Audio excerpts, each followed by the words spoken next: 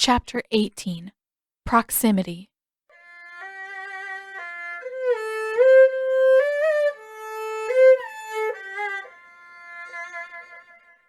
For what feels like far too long, Zuko stares at the crumpled letter. He's read it only once, but he knows every word of it. Or if not every word, then near enough to it. He knows that it's all a lie. It's from Azula. Of course it's full of lies. He should burn the letter and be done with it.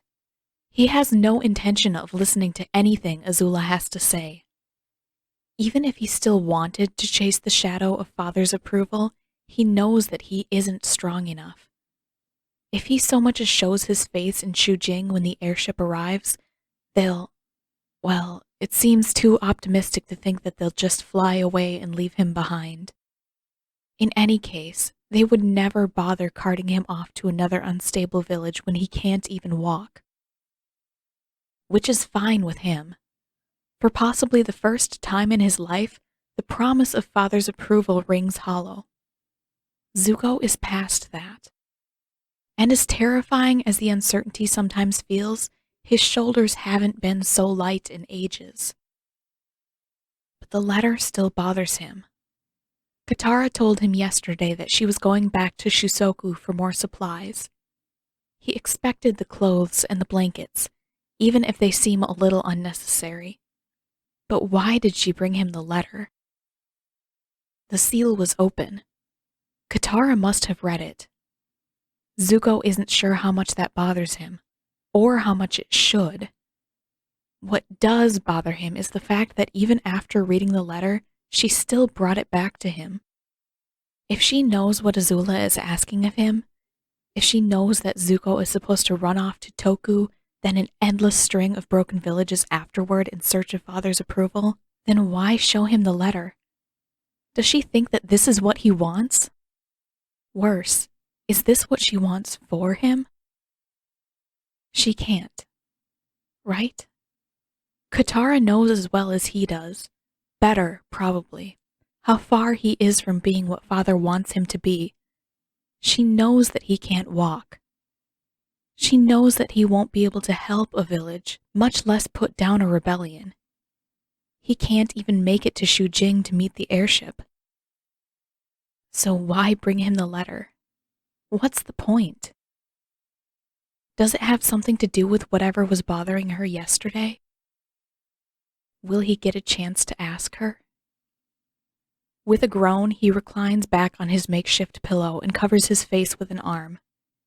He misses the days when he was able to occupy his mind with training when his thoughts got to be too much. Having to confront these things head on is exhausting. Maybe when he's stronger, he'll find a new way to keep himself busy. Something that doesn't require the use of his legs. It's a small mercy that he at least took the time to eat and use the rainwater pouring down outside to clean himself up a bit better before he read the letter.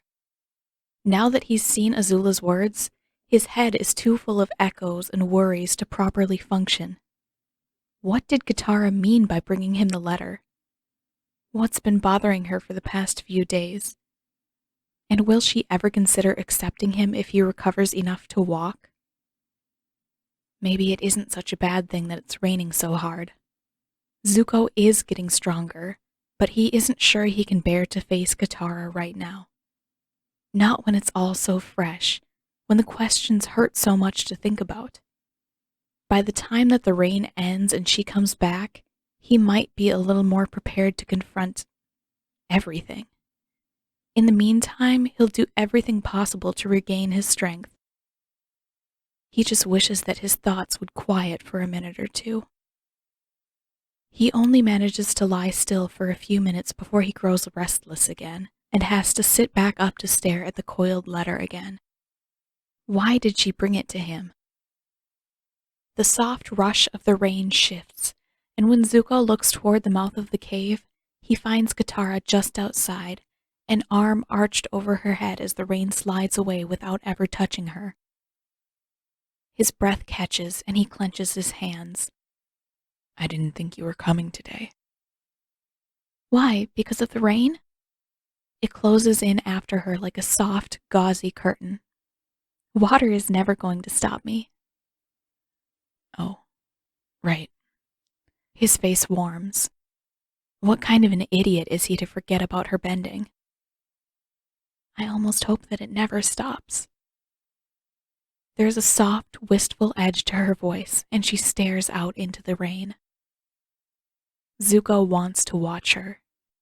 He wants to stare at her profile, memorizing the soft, beautiful curves of her face, but he can't. Instead, his gaze is drawn back to the letter again. Katara catches him staring at it, and her hands twist together. Zuko, I read your letter. He meets her eyes for an instant. His mouth is dry, and it's difficult to speak. I thought you probably had.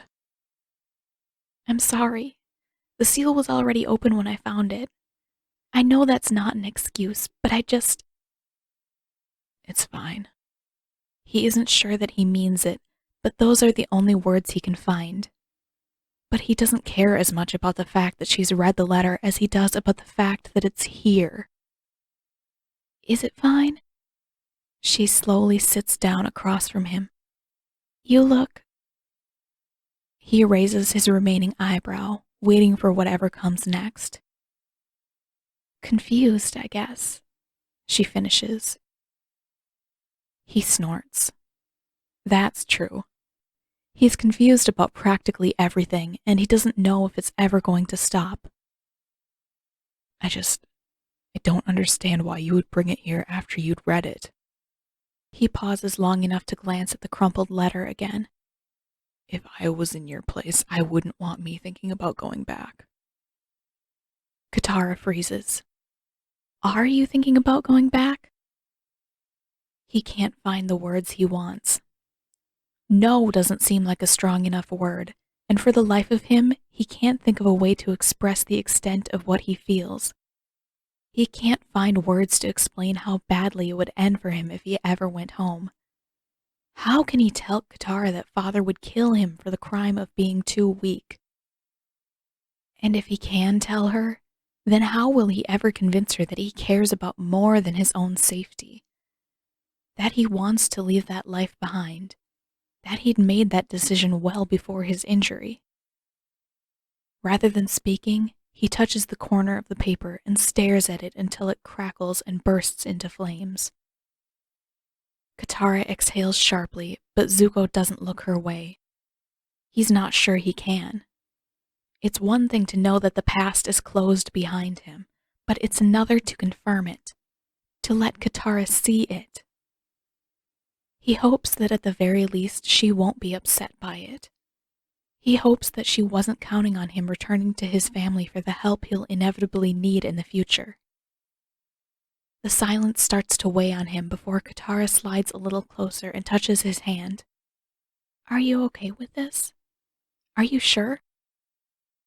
He attempts a smile, but he doesn't think he succeeds. I couldn't go back if I wanted to.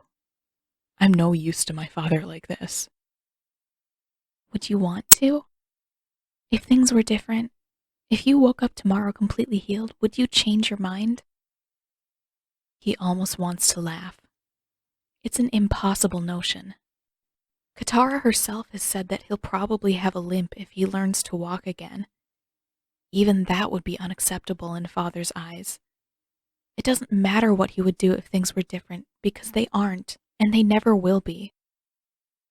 But then he catches a glimpse of her face from the corner of his eye, and for some reason, he imagines the painted lady in her place. He remembers all his time in Shusoku and how hard he fought to push back all the feelings about Father's rejection while he tried to keep the people from starving. If one thing has changed since then, it's the fact that he's never felt so certain before in his life. No. He feels himself tense slightly. Even I can only get thrown aside so many times before the message sinks in. My father doesn't want me. I doubt he ever has. Katara's hand wraps around his and squeezes tight. He doesn't know what he's losing. This time he does laugh, though it's stiff and humorless. He doesn't know that I'm hurt. But this time, I think he'd be exactly right about what he's getting rid of. A weak and useless son. A son who isn't willing to do what it takes to control people just struggling to survive. That is who Zuko is. It's who he's always been. Maybe someday he'll even be okay with it. He meets her eyes again. Why did you bring the letter here, Katara? The words burn a little on their way out. Did you want me to go home? Her eyes widen and she shakes her head. No, of course not. Then why bring it to me? He hates the pleading tone that creeps into his voice, but there's nothing he can do about that. He needs to know, even if asking makes him sound like a pathetic child. Because it's your letter. Your family. As awful as she may be, you deserved to know that your sister was trying to reach you. She looks a little ashamed, especially since I'd already read it. I couldn't tell. I didn't know if you wanted to hear from your family or not. It didn't seem right to keep it from you. Zuko can't bring himself to look at her. It makes sense. He hates how it makes him feel, but it does make sense. Katara brushes the back of his hand. I was hoping that you wouldn't listen to your sister. He shakes his head. That was never going to happen. I know better than to believe anything she has to say. Mostly. Except for times when he felt desperate. Times when Azula was close enough to spot his exact weaknesses and plunge her claws in. But that's never going to happen again. He'll never even get close enough for Azula to try. I didn't have any way of knowing that. Her voice is soft and her hand stays steady on his. But I'm glad I trusted you. He thinks he is too. It isn't often that he gets to make decisions like this without interference, and it's even rarer to find support when he thinks he's made the right one. Usually it feels like he's being tested, like a single misstep will bring the world crashing down on his head. But with Katara, he thinks that she would have at least left him in peace if he'd chosen otherwise. That's more than he can expect from anyone else. Katara stares down at their hands. Have you thought about what you're going to do instead? When do I stop thinking about it? He feels her gaze turn upward and pierce through him. And what have you decided? He shakes his head. Nothing. It's hard to make a decision when I'm still getting better. I don't know how well I'm going to heal. Or how much time he has left before he stops improving, for that matter. His progress can't hold steady forever. Have you decided what you want to do? If everything works out perfectly. Yes. The word comes without thought, and his face flames. He isn't sure that it's a good idea to answer at all, much less in such a rush. What do you want to do? I want to stay with you. I want to do everything I can to see the war finally end. I want to help you and your friends. For once in my life, I want to be part of something that matters. I want to help people the way we did in Shusoku. With you. He forces all of that back down. He can't tell her that. Not now. Not yet. He's still too weak to be anything more than a burden. It would be selfish to ask to come with her now. I'd rather not say. He can hear the strain in his own voice, and he feels Katara's gaze trying to pry him open to uncover the truth he's hiding. Sorry, not yet. Things tend to go badly when I get my hopes up. Of course, he's already gotten his hopes up. That's the real problem. He's already setting himself up for disappointment, and he knows it. But for right now, while he still has time to recover, while Katara is here and helping, he thinks it might be best to keep it to himself. He can't decide whether it's selfish or not. On the one hand, if Katara does want him around, he can be certain that he won't get her hopes up this way. She won't pour extra unnecessary effort into healing him. Zuko will either recover enough to travel with her, or he won't. On the other hand, he can't believe that Katara could possibly want him to stay. Why would she? And if she wants to leave him behind, then his silence is probably the only thing keeping her from fleeing. For now, it's probably best to leave things alone. Maybe it is selfish to leave things this way, to let her help him without revealing his intentions. But it seems safer. When he can at least stand on his own, then he can ask her about the future. Then, what would it look like for things to go well? Katara asks quietly. Maybe I can help you get there so that you can decide. Zuko stares at her for a second before he drags his eyes away. You don't have to. What you've been doing, it's more than enough. Humor me. If it's too much, I'll tell you. His hands clamp down and he waits a moment for his pulse to slow. I need to be able to walk. He chances a quick look in her direction. It doesn't matter if I limp or if I need to use a cane for the rest of my life. I need to be able to move on my own. Katara nods. Okay, I'll see how much I can do. Katara, you don't have. I know, but you're not planning on going back to your father, are you? He shakes his head. Then I want to do this. And if I wanted to go home, would you change your mind? She considers that. I don't know. I wouldn't be happy about it. I would be crushed. She pauses, focusing her attention on the water skin hanging by her hip. But I don't think I could just leave you. Zuko's mouth goes dry again. He isn't sure why he asked. He shouldn't have. But once again, he is blown away by her response.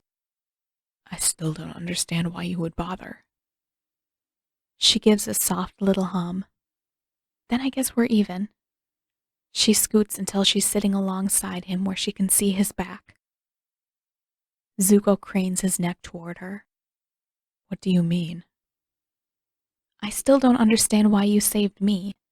It wouldn't be fair if I didn't get to confuse you sometimes too. He isn't sure how to respond to that, but before he has a chance, she brings her water up against his spine, and he feels the usual quiet buzz of energy well up around it. Try moving your legs. That should help me figure out where I need to focus. He obeys, and Katara sets to work. It's easy to lose himself in it after a while. She makes small requests, and he follows along, even as the healing energy wrapped up around his spine starts to spiral its way upward and make him sway as it reaches the base of his skull. He can never tell where all that energy is coming from, whether it's his or Katara's, or some strange blend of the two working in tandem to find and knit up all his broken parts. All he knows for certain is that eventually, the buzz reaching up into his skull turns to dizziness, and his energy drains faster than before. He loses track of time, but he thinks they've been here a while.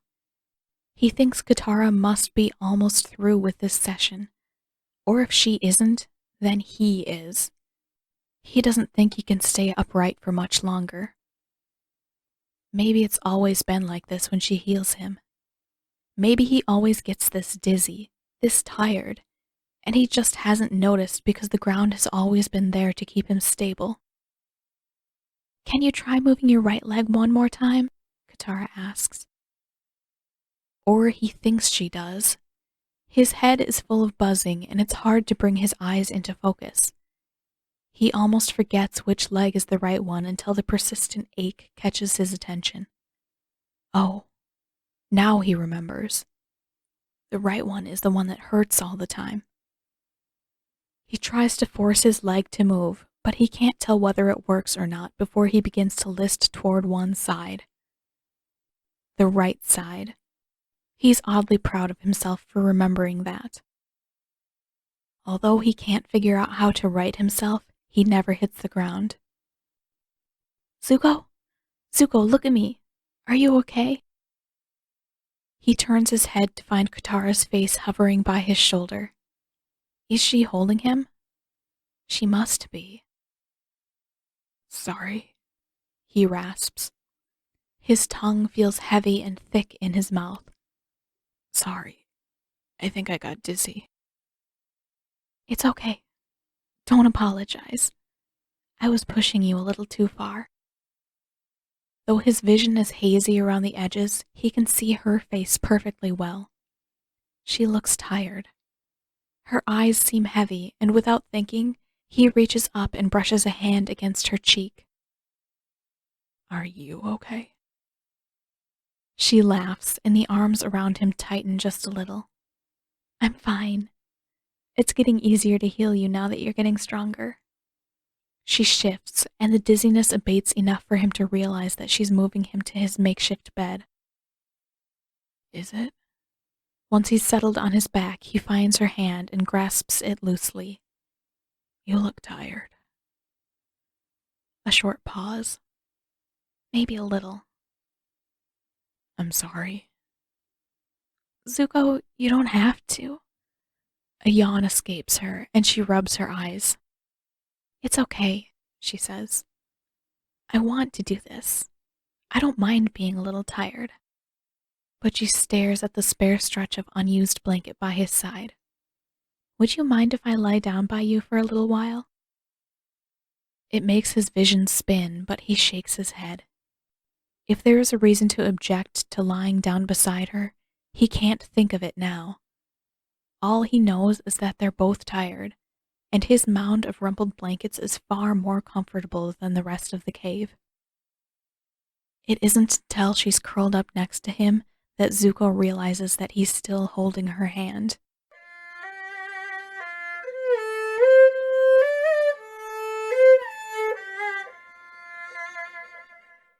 The rain ends sooner than she wants it to.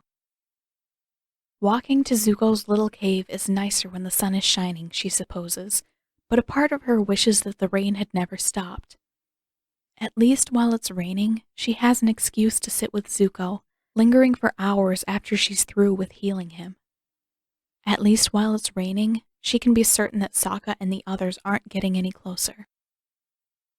At least the rain can buy her a little more time. But the sunshine gives her an opportunity to find a strong, slender branch with a crook at the end, and she spends part of the morning cutting it down and trimming the ends smooth. Now that the rain has ended, the future is barreling toward her faster than she cares to consider. The full moon is past, and she has to keep preparing, even when she isn't with Zuko. Since she wants to be with him as much as possible, there isn't much time to fill. Still, she strips away some of the bark and tucks the partially stripped stick safely away inside her tent before she leaves for the cave. Necessary as it is, making a cane for him feels strangely final, and she doesn't think that she can bear to finish the work in one sitting. Seeing Zuko isn't much easier, but at least there's a chance to distract herself with conversation. Have you tried standing today? She asks almost as soon as she arrives. Now that he's recovering, Zuko is becoming something of an early riser. She wonders if he's always woken up with the first light of dawn. Probably. She still remembers when he told her that he rose with the sun. It feels like a lifetime ago. No, not yet. His voice is gravelly, and his hair sticks up a little in the back. I didn't realize you'd be here so early. Neither did I. But she hadn't expected to stay with him so long yesterday either. She hadn't planned to lie beside him until the sky began to grow dark. Now she almost wishes that she had stayed longer. She wishes that she could have found more excuses to curl up beside him and stay there. She wishes that he'd asked her to stay. She thinks she would have listened to him if he had. Coming back to him early in the morning is the next best thing, Katara clears her throat as she kneels down beside him. She brings her water up to his back and feels the shape of the damage. It still isn't entirely healed.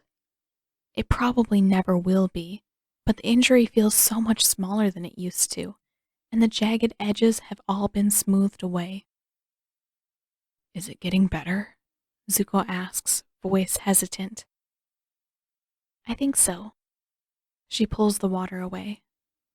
Are you ready to try standing? Slowly, he nods. Might as well get it over with. Katara pokes him in the shoulder blade. I'm not sure that's the right attitude if we want this to work. His forehead creases and he starts to look away. She hugs him softly from behind. I know you're worried, Zuko. I am too. But I'm not done trying. There's still more I can do. At least until tomorrow. Unless the rain returns, tomorrow will be her last day with Zuko. But she refuses to give in. Even with what little time she has left, she can still make a difference. She hopes she can anyway. Zuko lets out a shaky breath and his hand brushes softly against hers before he nods.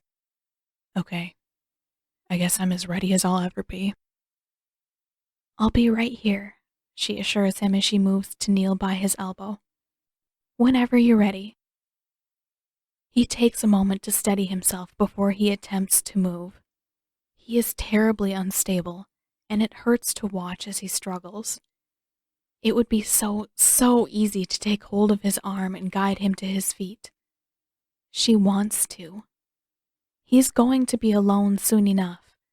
It seems cruel not to help him when she knows what's coming. But that's precisely why she can't help.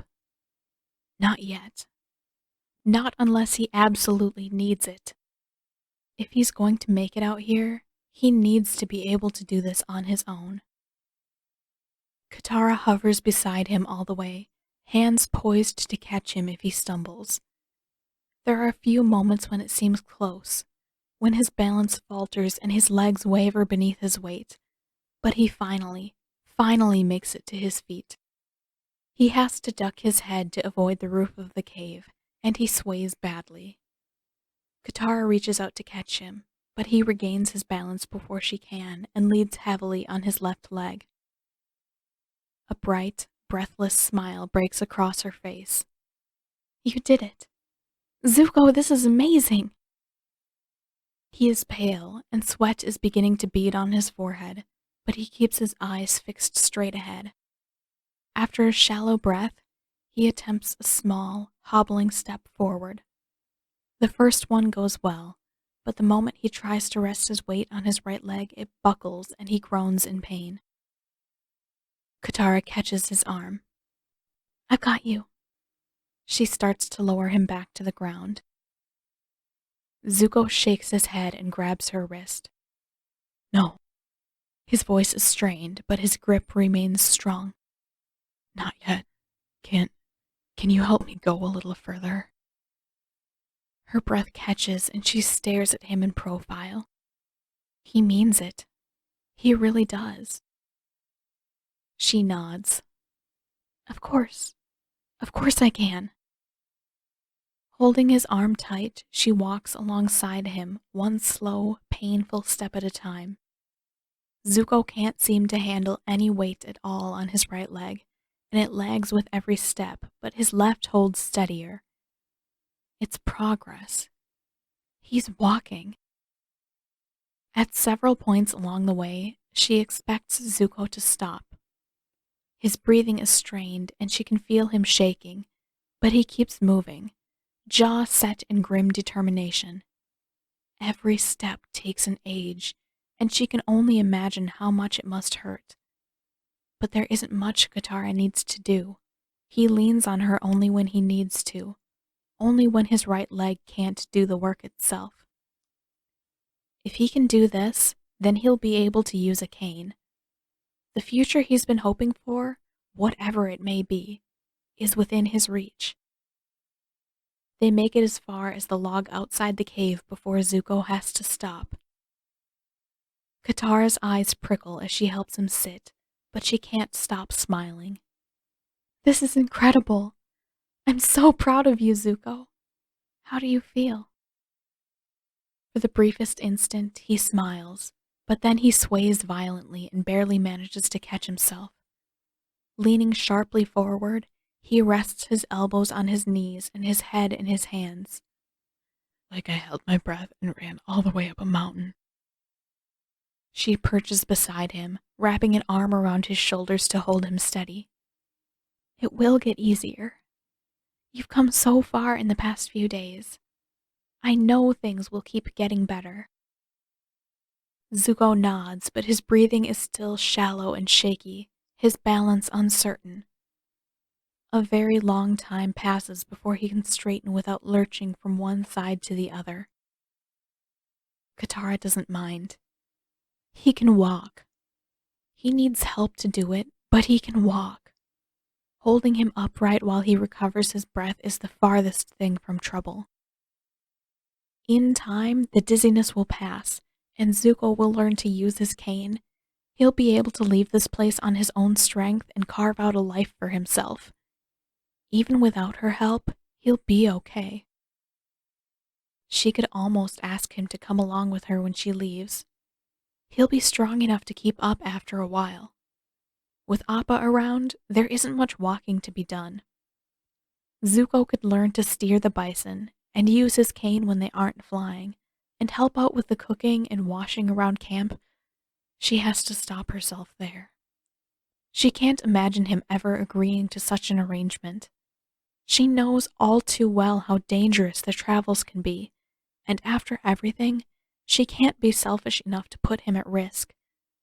Zuko deserves a chance to be safe. When he finally looks her way again, Zuko still looks exhausted, but he wears the brightest smile she's ever seen. Her stomach flutters. Can't she keep him? Just for that smile? No, she knows that's ridiculous. It's too much to ask. I might be able to do this, he says softly. I know I shouldn't be so excited about. No, Zuko, you should be. Her arm tightens around him. This is huge.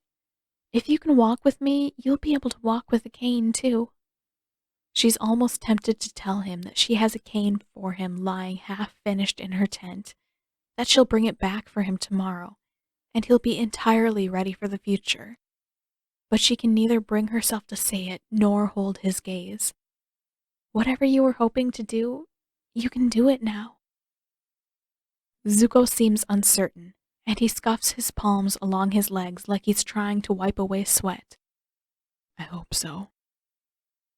Can I ask you what it is? Maybe if she knows, then she'll be able to stop all her useless daydreaming, all the silly musings about what it might be like to travel with him. Maybe if she knows, she can be satisfied with imagining him safe and healthy someplace else. Zuko falters. He turns his eyes downward and pretends to be fascinated by his hands. I can't say yet. I want to make sure that I can go farther than this without wanting to collapse. You don't want to tell me more than that, do you? It's not like that. She looks away. To her, it sounds like that's exactly what it's like. Is he ashamed of what he's planning? Is that it? Does he have a reason to be ashamed? He sighs and runs a hand through his hair. I'm scared that it won't work out. That I won't be ready in time. Zuko looks her way, and though she tries not to meet his eyes, she can feel the softness of his gaze. I want to tell you everything. I will. I just don't think I can risk it until I'm strong enough. I don't want to spoil the little luck I have. I think you might have better luck than you realize. It's just that luck isn't everything. She looks his way again. It wasn't bad luck that made your father send you away. That was a choice he made. A bad one. And it wasn't luck that made the village trust you either. That was all because you proved that you cared about them. She studies him. Is this something that involves luck? Zuko gives a shuddering breath before he meets her eyes. Beneath all the uncertainty, there's something in his expression so warm, so soft that it makes her stomach do backflips. I don't know for sure, he admits. Both, maybe? He rubs his right leg, and Katara can't tell whether it's hurting him or if he's just nervous. I have to be strong enough to look after myself, but it doesn't mean anything if I haven't done enough to earn a second chance. She imagines him orchestrating a rescue for his uncle and making a heartfelt apology before fleeing to the Earth Kingdom. She imagines the two of them finding a quiet little village and building peaceful lives for themselves. They're royalty. Zuko can probably exert enough influence to get someone to break his uncle out, and then the two of them should be able to find the money to handle the rest. It's possible. Dangerous or not, it's probably his best chance. If he does find his uncle again, at least there will be someone to care for him. I think you deserve another chance. His breath catches and his eyes go wide. Zuko? He shakes his head and clears his throat. Sorry, it's nothing. That has to be a lie. Katara brushes his hand. Are you okay? He nods. Fine. Just surprised, I guess. Do you think that I think so badly of you that I wouldn't want you to have a life after this? Maybe. He starts rubbing the spot just over his right knee again. It must be hurting. Katara feels for the water skin by her hip as he continues. I haven't forgotten what I've done. I couldn't really blame you if you still hated me for that. It does still hurt to think about what happened in Ba Sing Se, about Zuko turning his back on her when she was so willing to trust him. But it doesn't feel like betrayal anymore. Zuko has apologized over and over, and he's done all he can to make amends. She doesn't hold that against him anymore. She can't. No, more than anything else, she feels the loss of the closeness they might have had if he'd never gone back. Closeness that they don't have the time to claim now, even though it feels so close. And she feels the ache of uncertainty, too. It hurts not knowing where he's going to end up, whether he'll be able to hold on to his determination to forge a new life away from his father. If only Katara could stay with him, she could know for certain. I haven't hated you for a long time, Zuko. She feels her voice beginning to break, and she turns, burying her face into his shoulder. She doesn't think she can hold back the tears if he looks at her. One more day isn't enough. A week, a month, a year wouldn't be enough. She cares about him. She doesn't know quite how deep that care runs, but it doesn't matter anyway. She has to leave him regardless. Katara, can you please tell me what's wrong? His voice is soft, almost pleading. It's been days and I still don't know why you're upset. Whatever I did wrong, I'm sorry. She shakes her head as forcefully as she can without showing her face. It isn't you. Her voice comes out muffled and wavering. You haven't done anything to upset me. In fact, if anything, his recovery and his determination to find his own way are what's keeping her together. He tilts her chin upward until she has no choice but to meet his gaze. Then what is it? She can't bring herself to say it. Not yet. All she can offer him is one last day of what passes for normalcy. One more night of peace, knowing that Katara will be back in the morning. His mouth is so close, and his lips look so soft. Before she can think, she stretches upward and kisses him. It only lasts a second, and when she pulls away, her face is burning and Zuko is scarlet and wide-eyed. "Tomorrow," she whispers close to his cheek before she sits beside him again. "I promise that I'll tell you everything tomorrow." She closes her eyes and lets her head rest lightly against his shoulder. "For now, can I just stay with you a while longer?" He swallows audibly, then his arm comes hesitantly around her shoulders. "Only if you want to." Katara nods. "I want to."